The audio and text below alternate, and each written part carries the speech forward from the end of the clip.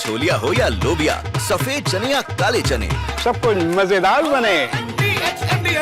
America में Iran समर्थित गुट सक्रिय हो गए हैं। अमेरिका में हिजबुल्लाह से जुड़े हमलावर FBI ने अचानक निगरानी बढ़ा दी है इस स्थिति को देखते हुए, और अमेरिका में बड़े नेताओं पर खतरा बताया गया है। पश्चिम मीडिया के हवाले से यह जानकारी सामने आ रही है।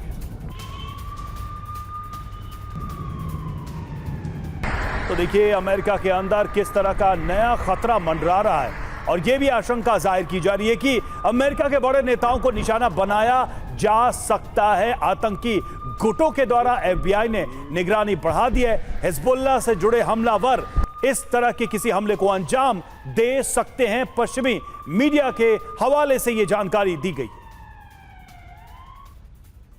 और देखिए अब आपको बताते हैं कि कैसे ईरान ने अमेरिका में अदृश्य जंग को छेड़ दिया है। कैसे आपको बता रहे हैं, अमेरिका में सक्रिय ईरान समर्थित गुट हिजबुल्लाह से जुड़े जो लड़ाके हैं वो एक्टिव हो गए हैं, वो सक्रिय हो गए। FBI एक्टिव है, ईरान समर्थित गुटों की निगरानी को बढ़ाया गया है। अब इससे खतरा क्या है? स्लीपर सेल आतंकी हमले कर सकते हैं। अमेरिका में हाई प्रोफाइल नेताओं पर हमला हो सकता है। आपको याद होगा अभी हाल ही में नेतन्याहू ने भी बोला था कि ईरान का दुश्मन नंबर 1 है डोनाल्ड ट्रंप। इसमें चुनौती क्या है? छिपे लड़ाकों की खोज करना मुश्किल है, आम लोगों में घुल मिल गए हैं हमलावर, तो ये एक अपने आप में चुनौती है। SPP सिंह सर, सवाल यहां पर यह है कि अमेरिका के लिए वाकई कोई डोमेस्टिक थ्रेट है क्या? क्योंकि नेतन्याहू इजराइल की तरफ से बार बार यह कहा जाता रहा है, और अमेरिका वैसे भी मिडिल ईस्ट के कई सारे ऐसे धड़े हैं जिनके निशाने पर आज से नहीं है, दशकों से है। देखें, इजराइल ने, नेतन्याहू ने एक कमिटमेंट ट्रैप जो बोलते हैं कि प्रतिबद्धता का जाल फंसा दिया अमेरिका को।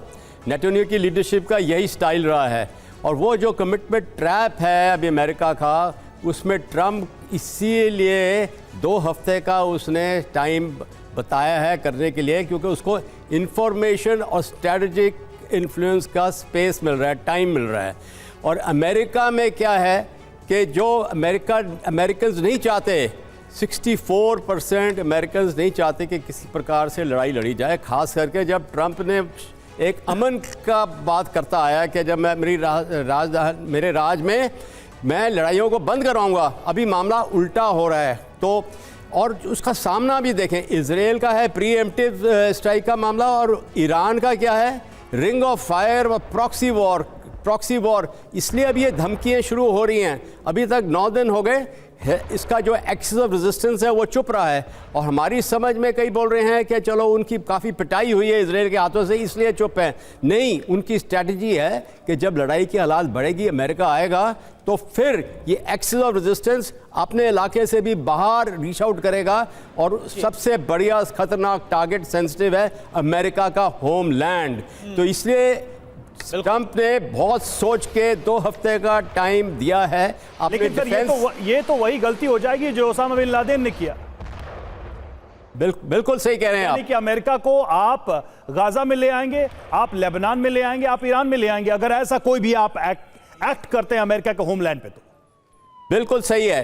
देखें, ईरान की जो शक्ति है, ईरान का जो रेजिलियंस है, वो इजराइल से बहुत ज़्यादा है।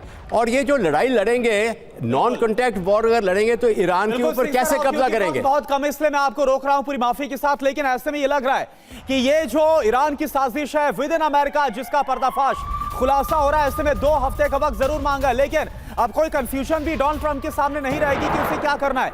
एक और बड़ी खबर, ईरान की मिसाइल अटैक का वीडियो आपको दिखा रहे हैं। यरूशलेम में मिसाइल से अटैक किया गया है।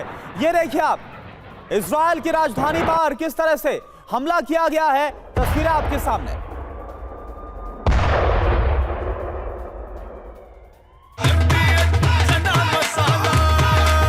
अब छोलिया हो या लोबिया, सफेद चने या काले चने, सब कुछ मजेदार बने।